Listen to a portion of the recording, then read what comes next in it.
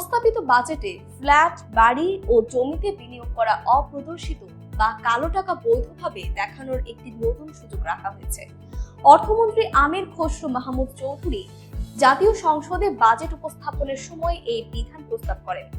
নতুন বিধান অনুযায়ী কোনো ব্যক্তি যদি জমি, বিল্ডিং বা অ্যাপার্টমেন্ট কেনার সময় প্রকৃত মূল্য আংশিক বা সম্পূর্ণভাবে গোপন করে থাকেন, তবে তিনি আয়কর রিটার্নের মাধ্যমে সেই সম্পদের প্রকৃত মূল্য ঘোষণা করতে পারবেন।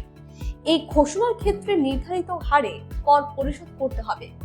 প্রস্তাবিত কাঠামো অনুযায়ী ব্যক্তি পর্যায়ে অতিরিক্ত ঘোষিত অর্থের উপর 30% কর এবং বিক্রেতার ক্ষেত্রে 15% মূলধনী কর প্রযোজ্য হবে।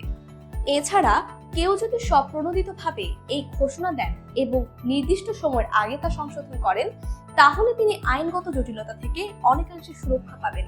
যদি এর আগে কোনো তদন্ত বা আইনি ব্যবস্থা শুরু হয়ে যায়, তাহলে অতিরিক্ত জরিমানা সহ কর পরিশোধ করতে হবে। জরিমানার হার প্রযোজ্য করের উপর অতিরিক্ত 20% পর্যন্ত হতে পারে। প্রস্তাবিত নিয়মে আরও বলা হয়েছে, এই পদ্ধতিতে সম্পদের তথ্য প্রকাশ করলে ভবিষ্যতে সাধারণত অন্য কোনো আইনের অধীনে সেই অর্থের উৎস নিয়ে প্রশ্ন তোলা যাবে না।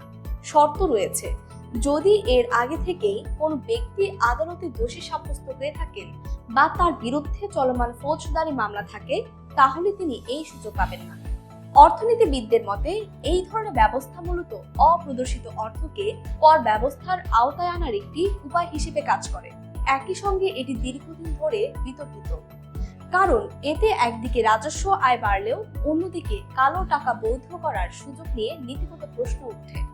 এই প্রস্তাব বাস্তবায়িত হলে রিয়েল এস্টেট খাতে অপ্রদর্শিত বিনিয়োগ কিছুটা কর ব্যবস্থার ভেতরে আসতে পারে, তবে এর সামাজিক ও নীতিগত প্রভাব নিয়েও আলোচনা চলবে।